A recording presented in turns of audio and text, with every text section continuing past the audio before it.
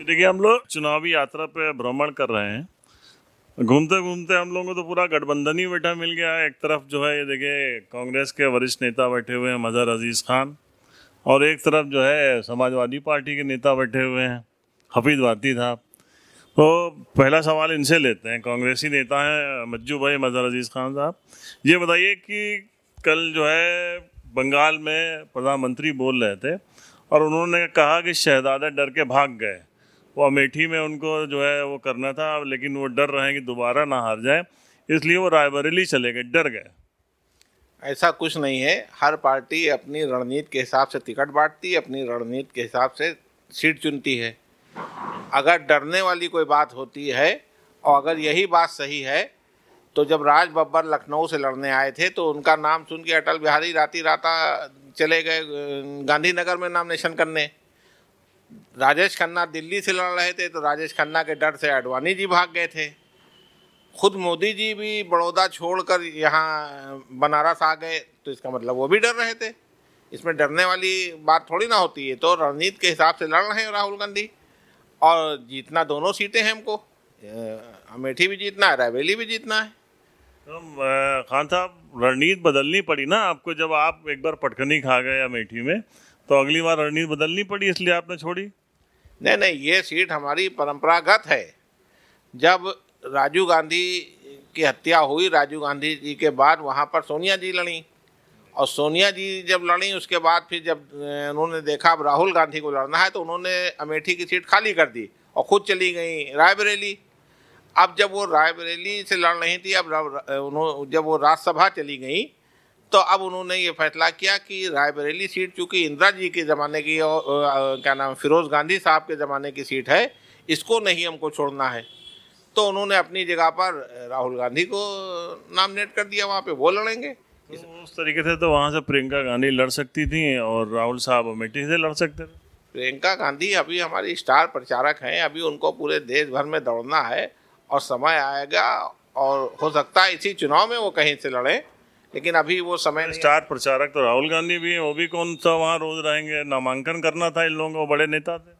नहीं तो भी संभालना भी तो है ना देश में भाई। अब सोनिया जी की वो उम्र नहीं रही कि वो सब जगह जाएं।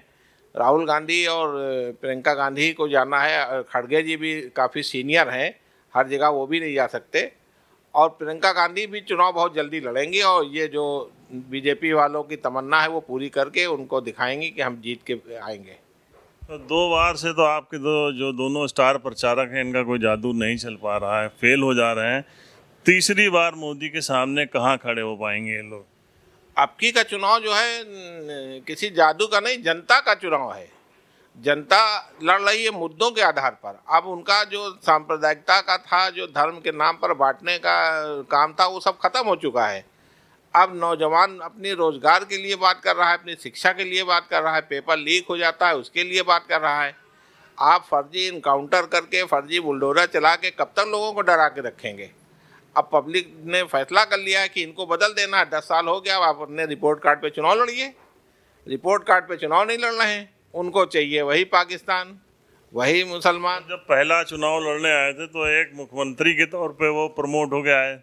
दूसरा चुनाव लड़ा तो उन्होंने बहुत बड़े नेता के तौर पे लड़ा। आपके लिए तो विश्व गुरु के तौर पे चुनाव लड़ रहे हैं। विश्व गुरु वो अपने मन से बने हुए हैं ना। अगर इतना ही बड़ा, जैसे यहाँ पे उनके भक्त हैं, भाई भक्त ने बताया कि उन्होंने यूक्रेन का युद्ध फ़ोन करके रुकवा दिया, मणिपुर में आज तक नहीं रुकवा पाए। तो या तो मणिपुर में खुद दंगा करवा रहे हैं और या तो उनकी कोई सुनता नहीं देश में। अब वो ज़माना चला गया जो जनता को गुमराह करके वोट ले लेते थे। अब जनता बिल्कुल तैयार बैठी है इस सत्ता को बदल देने के लिए। और ये आप देखिएगा, गठबंधन जो है 50 सीटें उत्तर प्रदेश में जीतने जा रहा है और पूरे देश में जो 400 का इन्होंने नारा दिया था, 400 हम लोग पार करने जा रहे हैं। कहाँ आप इनकी बातों पे हफीज भाई मान रहे हैं। आप फिलहाल तो चुनाव में इनके साथ हैं।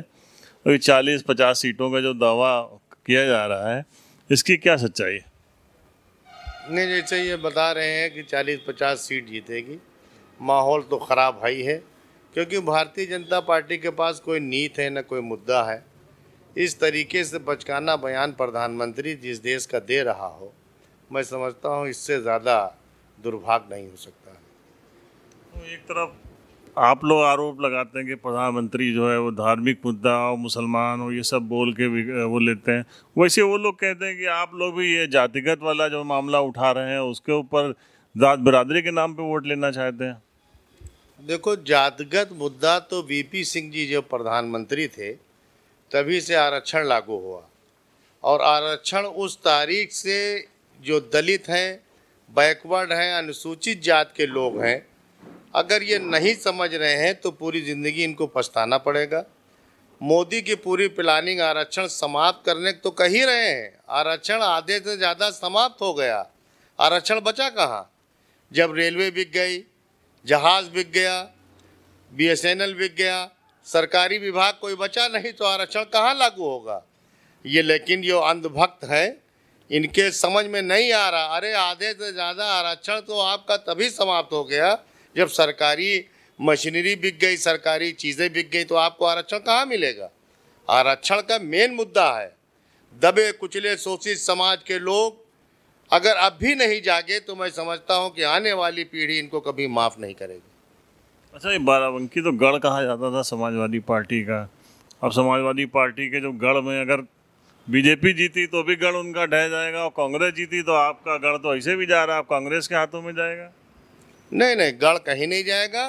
ये गठबंधन हमारी पार्टी का चल रहा है, समाजवादी और कांग्रेस का गठबंधन है। इसके अलावा आप पार्टी है, कम्युनिस्ट पार्टी है, हर जगह गठबंधन चल रहा है। 30-35 पार्टियों से गठबंधन भारतीय जनता पार्टी ने करके चुनाव लड़ा। हमारा भी गठबंधन है, चुनाव में गठबंधन ईमानदारी से। तो भारती साहब, आप जैसे मुद्दों की बात होती है तो भारतीय जनता पार्टी ने भी तो उनका दावा है कि उन्होंने राष्ट्र को कहाँ से कहाँ पहुँचा दिया, पूरा डंका बज रहा है पूरे विश्व में इस वक्त भारत का। हाँ, डंका बज रहा है भारत का। पूरे हिंदुस्तान में बेरोजगारी का जो आलम है, इससे ज़्यादा पूरी दुनिया में ख़राब नहीं चल रहा जितना हिंदुस्तान में चल रहा है। 80 करोड़ लोगों को भाई खाना दे रहे हैं, वो अन्न दे रहे हैं, अनाज दे रहे हैं 80 करोड़ लोगों को। तमाम उन्होंने कह रहे हैं कि हमने नौकरियां दी हैं, और कहीं भी जो है अब कोई फेयर काम हो रहा है, नौकरियों में एकदम नौकरी फेयर दी जा रही हैं। 10 साल में मिली कहाँ नौकरी? ये बताओ कि कहाँ नौकरी मिली है, किस विभाग में मिली है?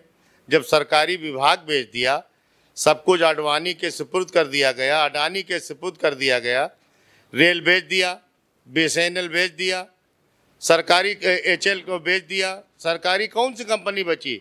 ये आरक्षण तो है कि ये लोग बता रहे, अरे आरक्षण तो इनका ख़त्म कर दिया गया। दबे कुचले समाज के लोग, बैकवर्ड के लोग, अति पिछड़े लोग ये नहीं समझ पाएंगे तो ये पूरी आने वाली नस्लें इनको कभी माफ़ नहीं करेंगी। ये हाल बना दिया पूरे हिंदुस्तान का। इस भारतीय जनता पार्टी ने आपके हाथ में एक झोला पकड़ा दिया गया है, 5 किलो अनाज के लिए आपको लाइन में लगा दिया गया। ये आज क्या कर रहे हैं? आप देखिए, चुनाव आयोग हो, आप देखिए आज यहाँ की न्याय व्यवस्था क्या चल रही है, जिसको अभी देखिए आपके सामने जितने अपराधी थे उनकी जमानत मिल गई, अच्छे लोगों को जमानत नहीं मिल रही है। ये क्या हो रहा है? अच्छा, चलिए ठीक है। आप आरोप प्रत्यारोप के बीच में ये बताइए कि यहाँ इस जिले के कौन से अहम मुद्दे हैं जो आप, अगर ये जीतती है, सरकार आएगी, तो उन मुद्दों को प्रायोरिटी के तौर पर हल किया जाए।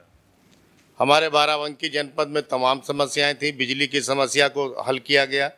इससे पहले कांग्रेस की सरकार थी। अभी क्या समस्या है, कौन से मुद्दों पे आप चुनाव लड़ रहे हैं? अभी जैसे आपके बंकी बाईपास है, यहाँ पर एक ये बंकी खाली टाउन एरिया नहीं है, बंकी से लेकर के कम से कम 30 किलोमीटर तक की रेंज में लोगों को आने जाने के लिए 4-4 घंटे जाम में फंसे। इसको अंडरपास बनना है या इसका पुल बनाने का निर्माण किया जाए।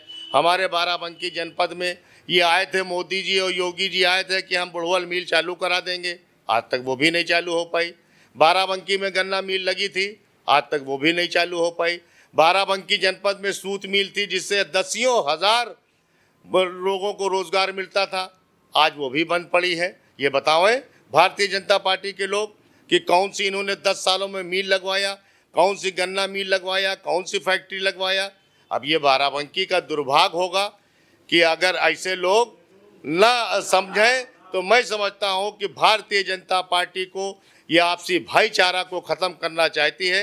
इसके अलावा इनके पास न कोई नीत है, न कोई नियत है, न कोई मुद्दा है।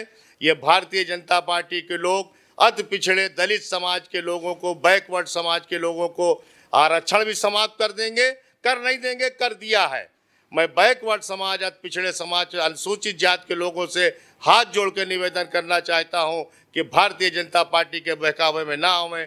अपने बच्चों के भविष्य के लिए, अपने बच्चों के मुस्तकबिल के लिए। अरे नेताओं वाले भाषण तो ठीक है, जब आपकी सरकार में तो सब चीजें बंद हुई थी, या आपकी जब सरकार थी समाजवादी पार्टी तो ये शुगर मिल क्यों नहीं शुरू हुई थी? भाई अगर आप ये मान रहे हैं भारतीय जनता पार्टी की और समाजवादी की तुलना कर रहे हैं, तो मैं आपको बता दूं, मेरे रहते इसी सूत मिल को चालू कराने में मोतीलाल वोरा जी गवर्नर थे। मैंने खुद प्रयास कर करके 5 करोड़ रुपया दिलवाया था सूत मिल को चालू कराने। क्यों दिलवाया था? कि हमारे जो गरीब मजदूर हैं बाराबंकी जनपद के, वो यहाँ पर जा कर के कम से कम उनकी नौकरी चल रही थी, गन्ना मिल चल रही थी। समाजवादी सरकार हो या हम भी कांग्रेस में रह चुके हैं, लेकिन हम ये आपको बता दें कि हमको तो बाराबंकी जनपद में पिछले 10 सालों में कोई विकास नजर नहीं आ रहा है। जो भी विकास हुआ है या तो कांग्रेस के ज़माने में हुआ है या समाजवादी गवर्नमेंट के ज़माने में हुआ है। ये चमचमाती सड़कें और एक्सप्रेस वे तो समाजवादी की सरकार की देन है, एक नहीं है। इससे पहले मायावती जी के ज़माने में जो सरकार थी उसने बनवाया। ये तो गंगा एक्सप्रेस तब बनी थी, ये अखिलेश जी ने बनवाया। ये बताओ कौन सा बनाया है? और जो बनाया वो चल भी नहीं पाया, महीना भर के अंदर गिर गया। ये मोदी और योगी का प्लान है। मोदी को प्रधानमंत्री नहीं होना है। आखिर में ये सवाल बताइए कि क्या मोदी जी का जो जलवा था, जो पिछले 2 चुनावों में देखने को मिला था, वो कम हुआ है इस बार? देखिए, जलवा झूठ पर आधारित था और झूठ उनका पकड़ गया। चाहे उनका 15 लाख रुपए हो, 2 करोड़ नौकरी हो, कब तक आदमी झूठ नैया खेवेगा? झूठ की नैया इनकी खत्म हो गई। अब झूठ जनता जान चुकी, नौजवान जाग चुका है, किसान जान चुका है, मजदूर जाग चुका है, बेरोजगार जाग चुका है। अब इनके भ्रम में आने वाला नहीं है।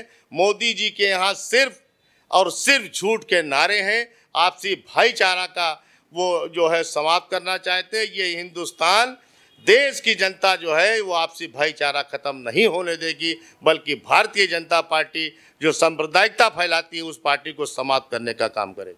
400 पार सही होगा साबित कि नहीं? बिल्कुल सही साबित होगा। आप देखिएगा, जनता परेशान है। अभी आपने देखा होगा कोविड शील्ड का मुद्दा हुआ, करोड़ों लोगों की जान खतरे में डाल दी और सारे मीडिया चैनल वाले ढिंढोरा पीट रहे थे, डांस कर रहे थे कि 2 महीने में मोदी जी ने इतने बड़ा वैक्सीन बनवा दी।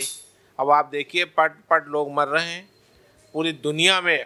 आपने ढिंढोरा पीटा कि हमने विदेशों को सप्लाई किया, विदेशी लोग आपको ढूंढ रहे हैं। आप जाइए तो वहाँ दौरा करने, आप जो विश्व गुरु बने हैं आप जाइए वहाँ, देखिएगा आपका क्या स्वागत होगा। यहाँ पे जिसको देखिए कोविड शील्ड लगाए पड़ा है, बीमार पड़ा है, जिसके खांसी आ रही तो महीनों नहीं जा रही है, हार्ट अटैक में नौजवान मरे जा रहे हैं। तमाम मुद्दे हैं। अब इनको चुनाव में हार का मुंह देखना है, झोला तैयार रखें, बहुत जल्द इनको निकलना है।